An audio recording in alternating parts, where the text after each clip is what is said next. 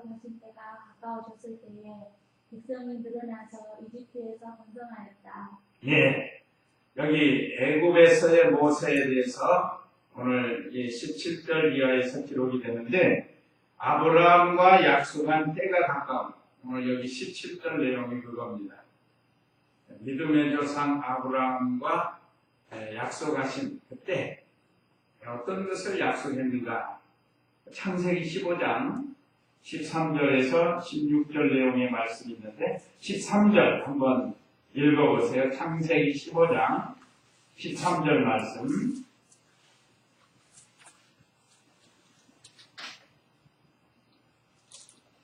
여호와께서 아브라함에게 말씀하셨다.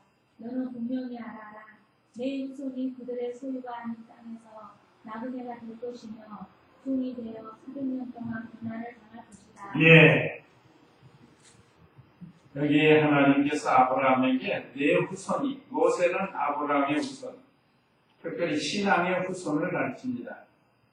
후손이 장차 이집트, 애굽에서 400년 동안 종살이 할 것을 예언했다. 그 예언대로 이제 이루어져서 이스라엘 백성이 지난주에 배운 요셉 시대에 그 부친 야곱과 함께 그 가속 75명이 애굽으로 들어가서 고센 땅에서 살게 됩니다. 처음에는 그들이 믿음 지키고 살다가 자꾸 세월이 가면서 믿음 좋은 사람들이 죽으니까 점점 세속화돼가지고 나중에는 이집트의 종이 되고 말았어요. 그러니까 어느 시대나 여기 바로는 마귀를 상징하고 그 애굽은 세상을 상징한다고 그랬죠. 그러면 세상에 빠져가지고 마귀의 종로로 타면서 살게 된다. 어느 시대나 우리가 마찬가지입니다. 우리가 하나님을 떠나서 세상 중심으로 살게 되면 마귀의 종이 되어서 종로로 가면서 살 수밖에 없어요. 근데 이 일이 이루어질 것을 하나님께서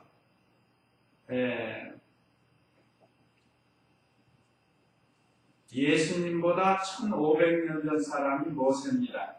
우리가 좀 나누면 예수님보다 1000년 전 사람이 다윗이고 또 다윗보다 500년 전 사람이 모세고 또 그 1500년 전 사람이 아브라함이에요. 그러니까 예수님 때부터 아브라함 때까지 2000년, 아담부터 아브라함 때까지가 2000년. 그러니까 그 2000년, 그 예수님과의 2000년 사이 모세 시대, 그러니까 아브라함으로부터 한 500년 세월이 그 때를 가르칩니다. 그러니까 지금 이때는 아브라함이 세상 떠나고 이제 4대 만에 종살이 한다고 했는데 400년 후에 종살이 한다고 했다. 그러니까 약 400년에서 500년 그 사이에 이스라엘 백성이 이제 종살이를 시작하게 되는 겁니다.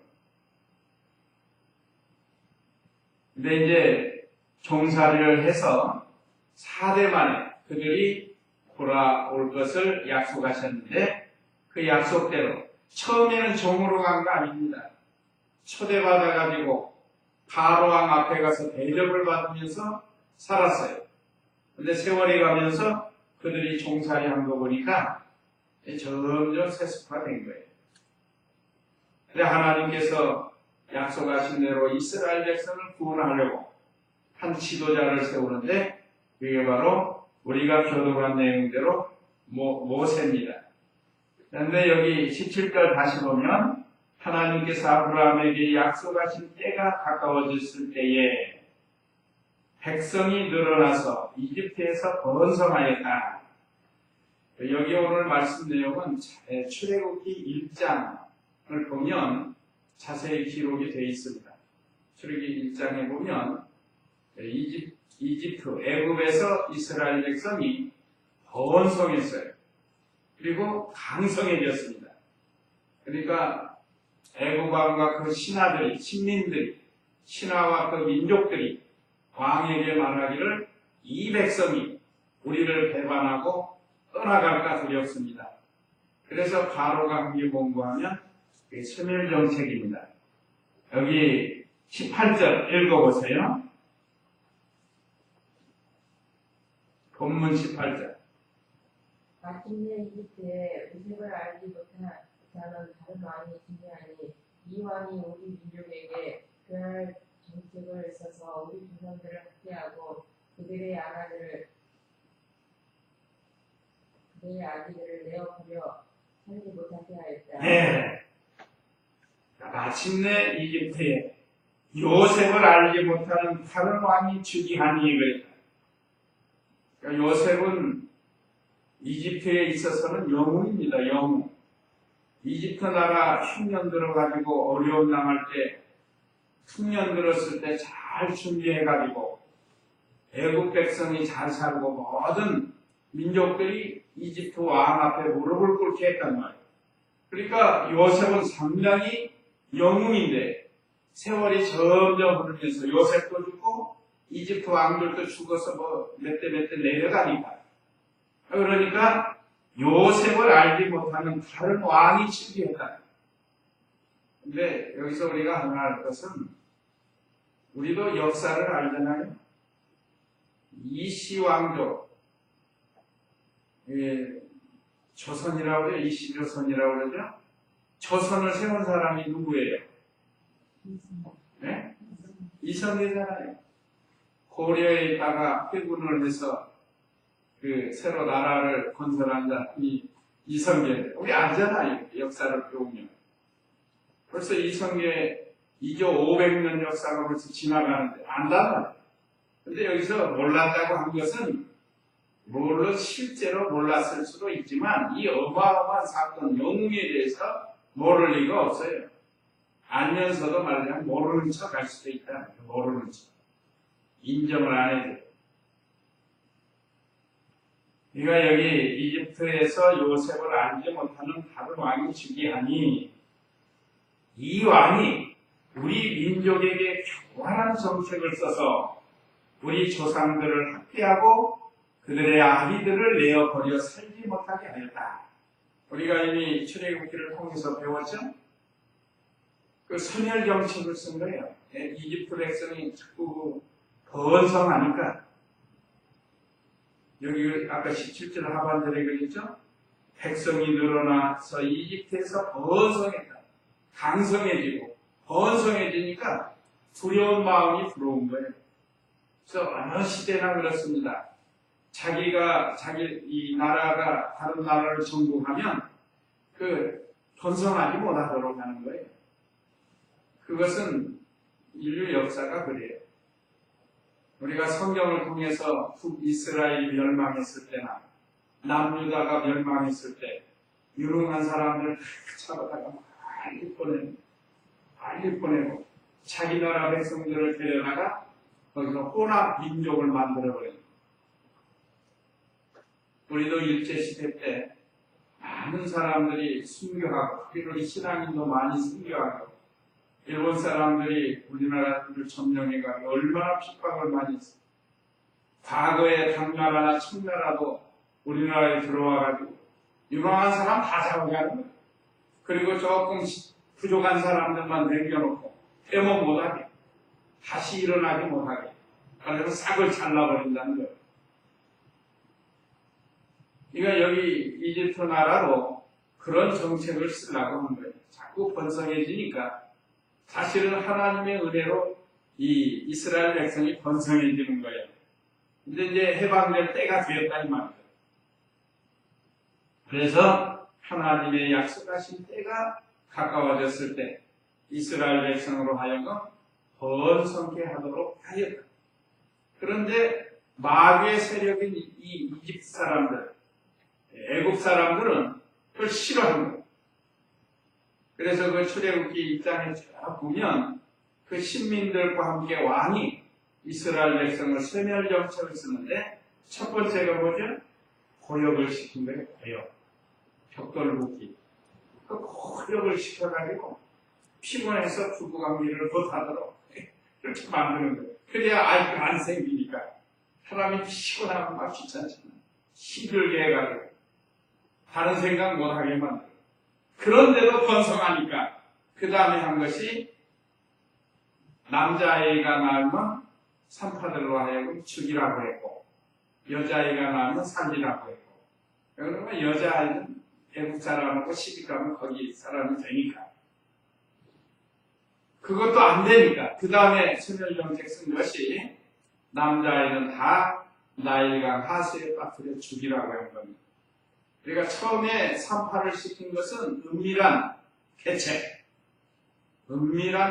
쓴 거고 그 다음에 아예 공개적으로 남자아이가 나면 그것도 자기 나라 남자는 상관없고 괜찮고 이스라엘 남자아이가 나면 죽이라는 거예요. 그런 정책을 쓴 거예요. 이게 그 말이에요. 지금 19절 이 왕이 우리 민족에게 교활한 정책을 써서 이 정책이라는 게 때로는 교활할 때가 있어요. 그래서 우리 조상들을 학대하고 그들의 아기들을 내어버려 살지 못하겠다. 이때 이게 모세가 태어납니다. 이때 얼마나 어려울 때 태어납니다. 그런데 우리가 이 모세를 통해서 배우는 건 어떤 환경 속에서도 하나님의 뜻은 이루어진다는 거예요. 반드시 4대 만에 돌아오리라고 했으니까 그걸 이루시려고 이제 지도자 모세가 어려울 때 태어났지만 그 가족의 믿음을 지키고 온 가족이 협력해서 모세를 죽이지 아니하고 살렸다. 그래서 20절 읽어보세요. 그 무렵에 모세가 태어났는데 하나님 보시기에 아름다웠으며 그가 아버지의 집에서 3달 동안 양육을 받다가 마침내 버려졌는데 바로의 딸이 그를 데려다가 자신의 아들로 양육하였으므로 모세가 이집트 사람들의 모든 지혜로 된 교육을 받았으며 그의 말과 행동이 능하였다. 예. 자, 그 무렵에 이렇게 어려운 환경 때 남자아이가 태어나면 다 하수에 버리려고 하는 그때에 모세가 태어났다. 모세 아버지 이름이 아므람이죠. 어머니 이름은 요게벳이에요. 그래서 어린이집 하는 거 요게벳이라고 있는 데가 있습니다. 혹시 보셨어요? 요게벳. 좋잖아요. 요게벳이 왜 그런가? 지혜롭게 아이를 길러나갔다는 그런 뜻이에요.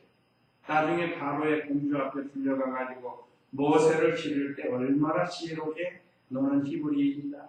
하나님의 백성이다. 너는 장차 하나님 나라의 일꾼이다. 자꾸 그걸 사실 친모가 유모로 가가지고 가르친 거예요. 그래서 요즘 어린이집도 요게벳이라는 그런 간판을 걸고 어린아이들을 길러가는 그런 데가 있습니다. 그러니까 어쨌든 아주 어려운 때 모세가 태어났지만 하나님 보시기에 아름다웠으며 했습니다. 외모, 인물도 아름다웠지만 그 신앙이 아름다워요. 신앙. 어려서부터. 또 그가 아버지의 집에서 그 부모가 볼 때도 아름다웠어요. 그 부모가 볼 때. 그러니까 성령께서 감동을 주어가지고 이 아이는 장차 이스라엘의 지도자가 될 것을 벌써 감동으로 깨닫게 해주신 거라. 그러니까 아예 그냥 성령 내어놓고 지키는 거예요. 만약에 아이 기르다가 우는 소리가 나, 아이가 하는 일이 특징이 있잖아요. 아이 특징. 먹고, 자고, 하고, 응가하고, 그 다음에 우는 거예요, 우는 거. 우는 것도 여러 가지 아파서 울지나 젖달라고 우는 거예요. 말을 못하니까. 울어야 젖을 준다, 이 말이에요. 그러니까 만약에 그 울음소리에 이 바로의 군사가 지나가다가 듣고 가서 보고 아이 살렸으면 그 부모도 내버려 두겠어요. 이게 이때는 생명 내어놓고 지키는 겁니다. 얼마 동안요? 3달 동안. 뭐 5달도 할 수 있고 10달도 할 수 있지만 3달이 하나님이 예정하신 기간이에요. 성경의 숫자는 하나님의 예정하신 기간을 가르칩니다. 사라가 127세에 죽는 것도 아브라함이 175세에 죽는 것도 더 살 수도 있고 덜 살 수도 있지만 그 하나님의 예정하신 때에 세상을 떠나게 됩니다. 그러니까 우리도 언제로 예정이 되어 있는지 몰라요. 그러니까 우리가 최선을 다해서 믿음을 지켜야 돼요. 여기서 모세의 아버지 아므람과 또 어머니 요게벳이 석 달 동안을 그 아이를 잘 키우고, 그 누이는 누구였죠? 누이 미리암이에요. 미리암. 그 미리암이라고 하니까 제가 아는 우리 그 성도들 어린이집을 하는데 집에서 이름을 미리암이라고 했어요. 미리암. 그러니까 두 가지 의미가 있습니다. 신앙으로 볼 때는 이 모세 누이로서 지혜로운 사람이고, 또 글자 그대로 하면 미리 배워서 안다는 뜻이에요. 미리암. 그래가지고 미리암이라는 어린이집을 해가지고 애들 데려다가 가르치는 그분이 있었습니다. 전화해서. 그러니까 그 누이 미리암, 거기가 믿음이 좋고, 그 형이 있었습니다. 형이 누구죠? 아론이라는 아론. 그러니까 그 부모, 형, 누님, 이 네 식구가 성경에 기록된 사람은 네 식구니까 똘똘 뭉쳐가지고 그 동생이고 아들인 모세를 석 달 동안 잘 숨겼다. 양육을 받았다. 그러니까 비록 어린 아이들이지만 이거 갓난아이잖아요. 갓난아이. 그렇지만 그 안에는 뭐가 있다고 했죠? 영혼이 있다. 영혼이 있으니까 그 영혼을 위해서 하나님 앞에 간절히 기도하면서 신앙적으로 양육을 잘하는 거예요. 우리는 더 나아가서 법중에 있는 아이도 영혼이 있는 거예요.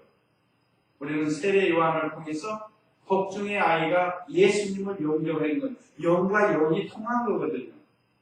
그러니까 영혼이 있다는 것을 알고 기도하면서 잘 양육을 해야 됩니다. 복중에 있든지 세상에 태어났든지 온 가족이 달라붙어서 이렇게 모세를 양육을 잘 했습니다. 그런데 이제 또 때가 돼가지고 더 이상 가정에서 기를 수 없으니까 이게 또 하나님의 섭리죠. 하나님의 섭리를 따라서 21절에 마침내 버려졌는데, 버려졌다고 하는 건 좀 그래요. 강물에 띄웠죠? 버렸다고 하는 것보다는 그 강물에 그 바구니에다가 역청을 칠해가지고 물이 들어오지 않도록 하고, 그렇게 해서 강물에 띄워서 떠내려 보낸 거 아니에요? 그리고 보내고 만 게 아니고 그 누이 미리암이 끝까지 따라갔어요. 이 갈상자가 어디로 떠내려가나 그걸 보면서 따라갔다. 그런데 마침 바로의 딸이 그 나일강에 목욕하러 왔다가 그 갈상자를 발견한. 이것이 바로 하나님의 섭리예요. 우리 생각에는 금방 애가 불에 빠져 죽을 것 같지만 하나님께서 그 시간에 바로의 공주, 바로의 딸을 목욕하러 시녀들과 함께 나가게 해가지고 그 갈상자를 발견하게 하지 않습니까? 그래서 그를 데려다가 자신의 아들로 양육하였어요. 우리 여기는 간단하지만 출애굽기에 보면 열어보잖아요. 그 아이가 울었어요. 또 그때. 또 그 당시 바로 공주, 바로의 딸 마음을 감동시켜서 그 아이를 볼 때 불쌍한 마음이 생기도록 주었어요. 만약에 거기서 이거 희물이 좀 나쁘게 막 욕하면서 이거 희물이 아니야 이거. 갖다 버려라. 그러면 어떻게 되겠어요? 그거 갖다 버릴 거 아니에요? 그런데 하나님이 바로의 딸을 마음을 감동을 시켜서 책임이 여기는 마음, 불쌍히 여기는 마음, 이 아이를 데려다가 내가 아들로 삼아야겠다는 그런 마음을 주었기 때문에 데려다가 양육을 받게 했습니다. 자, 여기 자세히 안 나왔지만 그때 미리암이 뛰어나가가지고 그 바로의 딸에게 가서 유모를 소개하겠습니다. 그랬잖아요. 그 유모가 누군가 자기 엄마. 자기 엄마를 데려다가 소개를 해준 거예요. 그러니까 그 엄마의 품 안에서 싹스를 받으면서 원수들에게 돈을 받으면서 아이를 양육할 수 있었던 거예요. 그때 아까 말씀드린 것처럼 신앙으로 잘 양육을 했습니다. 그래서 이 어린 아이들의 신앙, 젖이 뗄 때 바로의 딸에게 데려다 줬다고 했으니까 젖뗄 때가 옛날에는 한 8살까지 젖 먹이지 않아요? 어떤 아이는 7살까지 젖 먹은 아이가 있대요. 요즘 같은 어림없지만 옛날에는 그랬어요. 옛날에 어디 나가서 실컷 놀다가 마중 피고 그래가지고 젖 먹었다고 하는데 혹시 우리 집사님들 중에 그런 분 계신지도 모르겠어요. 그러니까 이 5살 정도까지만 해도 철저하게 유치 교육을 시킨 거예요. 요즘 유치부 있잖아요. 유치부. 어린아이들이 비록 어리지만 그 속에 하나님이 주신 생명, 영혼이 있으니까 하나님의 말씀을 잘 양육해주면 이제 그것이 그들에게 양식이 되는 거예요. 모세가 그때 신앙이 생긴 거예요. 자, 그래서 모세는 석 달 동안 집에서 기름 받다가 바로의 공주에게 발견이 돼가지고 이제 거기서 어머니 요게벳을 통해서 신앙 교육을 받았고 그 다음에 이제 학교 가면 유모가 필요 없지 않겠어요? 그래서 옛날에는 계속해서 유모가 따라다니고 그러는데 우리가 새벽에 배운 리브가도 처녀인데도 유모를 딸려보내지 않았어요? 유모를. 그냥 그때 같이 있었는지는 모르지만 하여간 좀 저때쯤 돼서 바로의 공주에게 데려다 주었어요. 그래서 거기서 그 바로의 공주가 이름을 모세라고 짓습니다. 모세의 뜻이 뭐라고요? 물에서 건졌다 하는 뜻이라고. 물에서 건졌다 하는 그런 뜻으로 이름을 모세라고 지어서 그가 애굽에서 40년을 살게 돼요. 내용 여기 23절 읽어보세요. 그가 40세 되었을 때에 그 형제들인 이스라엘 자손들을 돌아보려는 마음이 일어났다.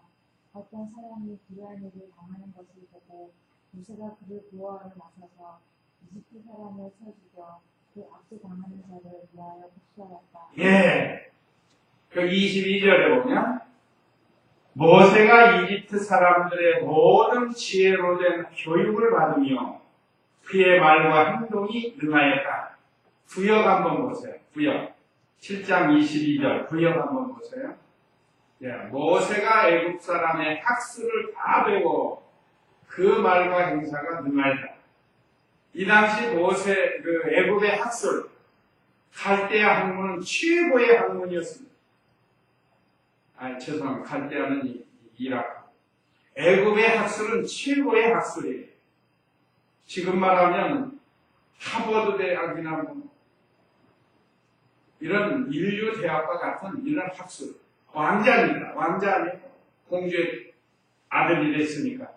그러니까 최고의 학술을 애굽에서 다 배운 거예요. 여기 그 내용이 그겁니다. 이집트 사람들의 모든 지혜로 된 교육을 받았으며. 그래서 모세가 40년 동안 이와 같이 애굽의 학술을 다 배운, 그러니까 말과 행사가 능한 거예요. 얼마나 똑똑한 사람인지 모릅니다. 그런데 하나님께서 모세에게 애굽 백성 가서 애굽에 가서 이스라엘 백성 인도하라 그러니까 뭐라고 말하죠? 나는 말을 할 줄 모릅니다. 얼마나 겸손한지. 근데 너무 겸손이 지나쳐가지고 계속 말을 할 줄 몰라서 못하네. 하나님이 화가 나셔요. 내가 말을 믿지 않느냐. 아론을 들고 가. 그러면서 아마 아론은 말을 더 잘한 것 같아요. 어쨌든 모세도 말을 자기는 못한다고 겸손하게 말했지만 사실은 여기 오늘 본문에 보면 이 그의 말과 행동이 능하였다. 많이 배우고 많이 아니다.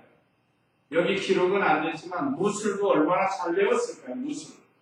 보통 왕자들 하면 무술도 잘 배워요. 적군들과 싸우려면 앞장서서 싸워야 되니까. 요즘은 전투할 때 적장들은 그냥 뒤에서 공격하라 하고 명령이나 하지. 옛날에는 나를 따르라 하고 자기가 앞장쓴 거 아니에요?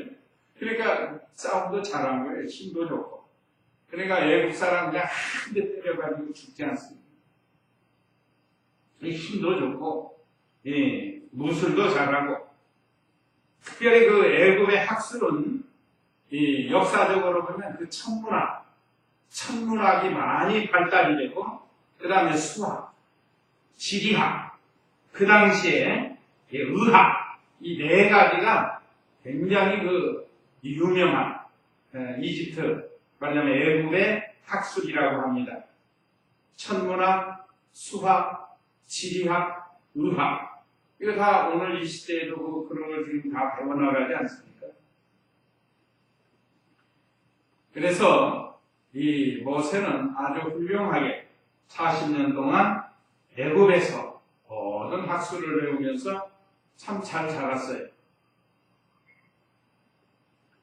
그 다음에 25절 읽어보세요. 그는 그의 형제들이 하나님께서 자기 손을 통하여 그들에게 구원을 베풀어 주시는 것을 깨달을 것으로 생각하였으나 그들이 깨닫지 못하였다. 그 24절에 보면 어떤 사람이 불의한 일을 당하는 것을 보고 모세가 그를 보호하러 나서서 이집트 사람을 쳐 죽여 그 압제당하는 자를 위하여 복수하였다. 우리가 출애굽기 그 2장에서 다 기록이 되어 있습니다. 여기 내용들이. 집에 가서 자세히 보시면 이제 모세가 한 번은 자기 백성을 돌아보려고 나갔단 말이에요. 이스라엘 백성이 일하는 일터로. 나가는데 자기들끼리 싸우는 거예요. 같은 민족이. 처음에 나가니까 그게 아니었죠. 이거였죠. 이거. 처음에 가니까 애굽의 군사가 이스라엘 백성을 막 괴롭히면서 힘들게 하니까 의분이 난 거예요. 의분. 그래서 그 애굽 사람을 쳐 죽였다. 그리고 덮어놨어요. 그리고 아무도 모르는 줄 알았는데 그 다음에 가니까 자기들끼리 싸우고 있다. 그래서 그 싸움을 말리니까 여기 오는 말씀에 있는 것처럼 25절에 그랬죠. 그는 그의 형제들이 하나님께서 자기 손을 통하여 그들에게 구원을 베풀어 주는 것을 깨닫는 것으로 생각하였으나 그들이 깨닫지 못하였다.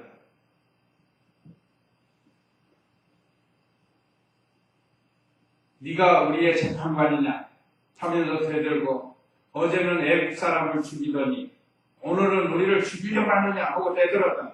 이거 거기에 대한 이 말씀이에요. 지금이 모세의 생각에는 그 형제들이 모세가 자기들을 도와주니까 하나님께서 모세의 손을 통해서 우리들을 구원해 주시는구나 하고 이렇게 그 백성들이 생각할 줄 알았는데 그게 아니었다 이 말이죠. 지금.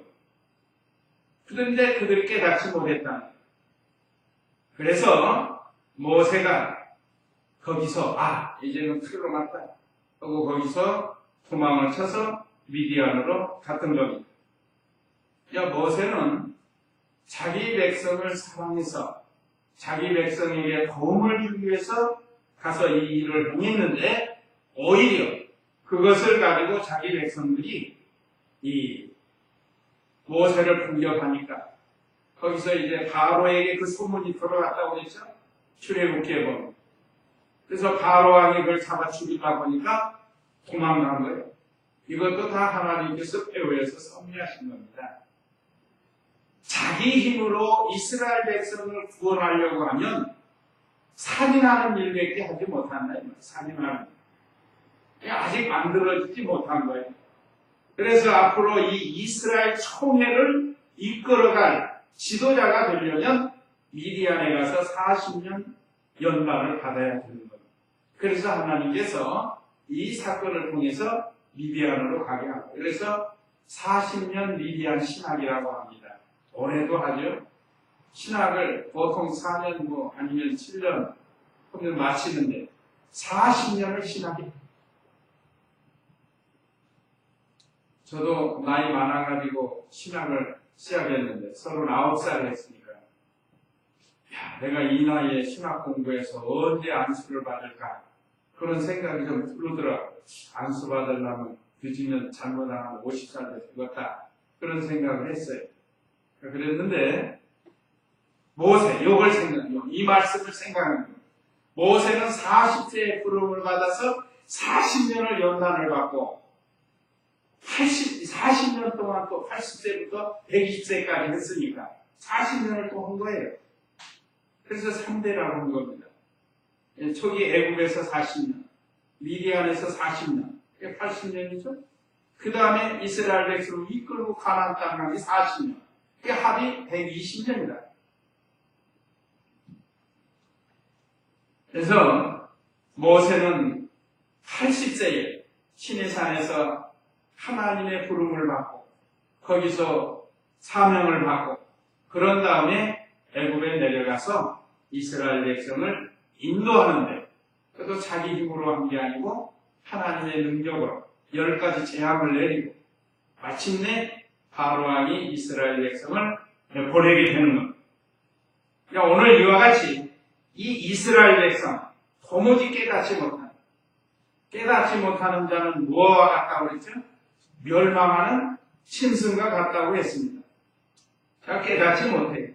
특별히 하나님께서 예수 그리스도 하나님의 아들을 이스라엘에 보내주셨는데 유대 땅에 보내주셨지 않았어요?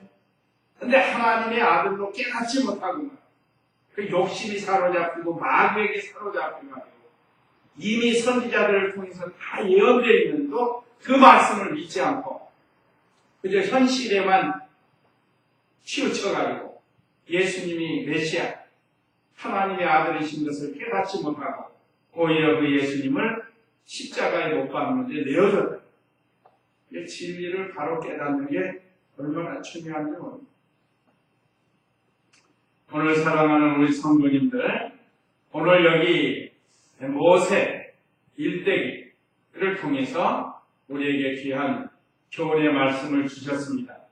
스데반 집사는 이 하나님의 말씀을 바로 알고 지금 이렇게 설교, 강도하는 장소가 어디라고 그랬죠?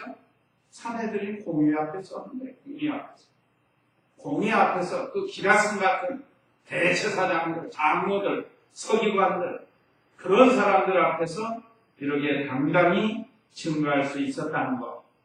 우리도 스데반 집사와 같이 성경을 바로 배워가지고 잘 가르쳐주는 그런 우리가 되어야 되겠고, 또 이스라엘 백성과 같이 깨닫지 못하는 그런 성도가 되지 말고 하나님 말씀을 잘 깨닫는 그런 우리가 되고, 모세 가족을 통해서 우리가 배울 수 있는 것이 온 가족이 생명 내어놓고 그 하나님 구원 운동을 협력하고 형제 말하자면 그 모세를 지켜나가는 이 귀한 신앙들을 우리가 기억해야 되겠습니다.